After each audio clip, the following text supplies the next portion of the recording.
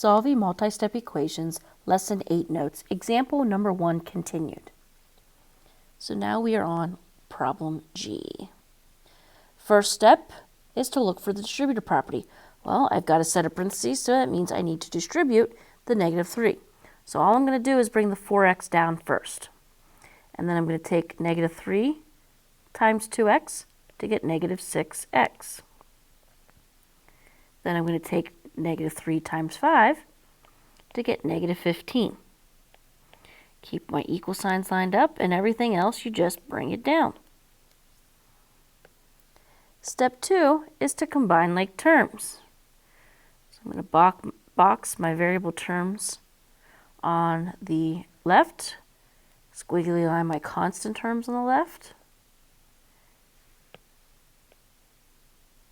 circle my variable term on the right, and put a straight line under the variable term on the right.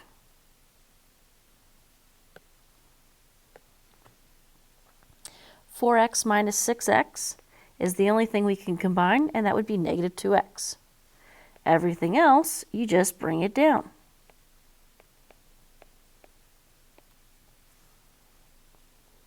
Now we're at step 3.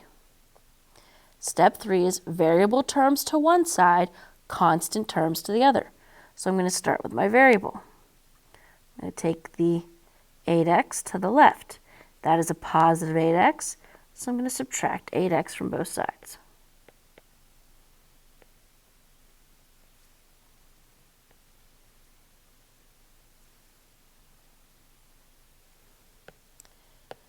Then I'm going to take my constant term to the right.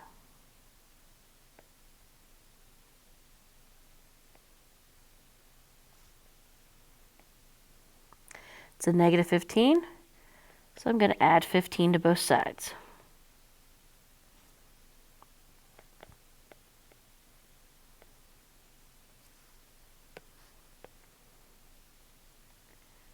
So I'm going to move these up just a little bit.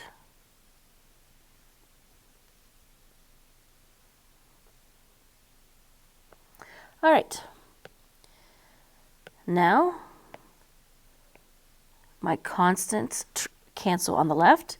My variable terms cancel on the right.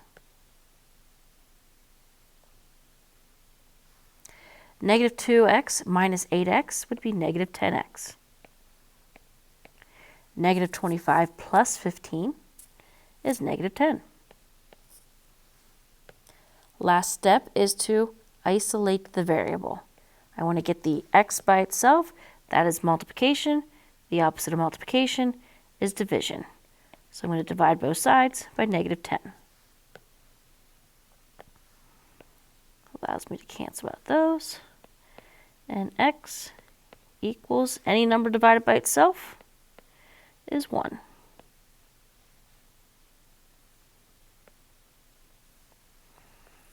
Pause your video, make sure you have absolutely everything written down. H. All right, for H, I'm going to start with the distributive property. I have a set of parentheses here, so I'm going to distribute this negative 7. I'm going to start by just bringing the 4y down. So 4y, negative 7 times y would be negative 7y. Negative 7 times 6 would be negative 42.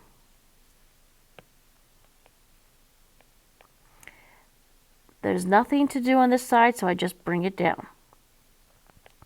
So I have 3y minus 2 plus 2y. Step 2 is to combine like terms. I've got y terms on the left that need combined, and I'm going to put a squiggly line under the constant. On the right, I've got these y terms that need to be combined, and I have one constant term. 4 minus 7 would be negative 3y. Bring down the negative 42, the equals. 3y plus 2y would give you 5y. Bring down the minus 2. All right, now we're on step 3. Variable terms to one side, constant terms to the other side. So I'm going to start with my variable term. I want to move it to the other side of the equation.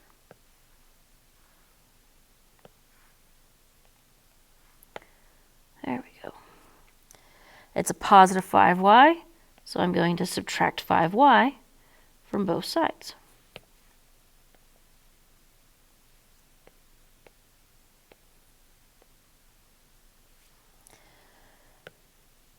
And then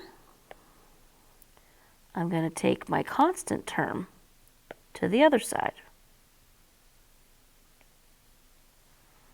Since it's a negative 42, I'm going to add 42 to both sides.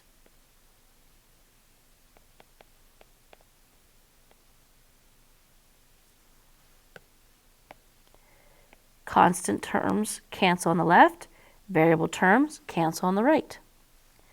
Negative 8 minus 5, or sorry, negative 3 minus 5 would give me negative 8y. Negative 42 plus 42 would give me positive 40, because 42 minus 2 is 40. Last step, isolate the variable. It's multiplication, so I'm going to use division.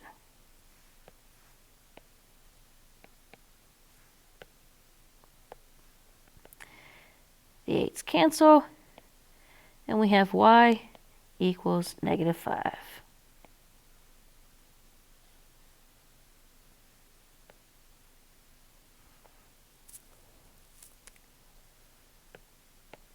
All right.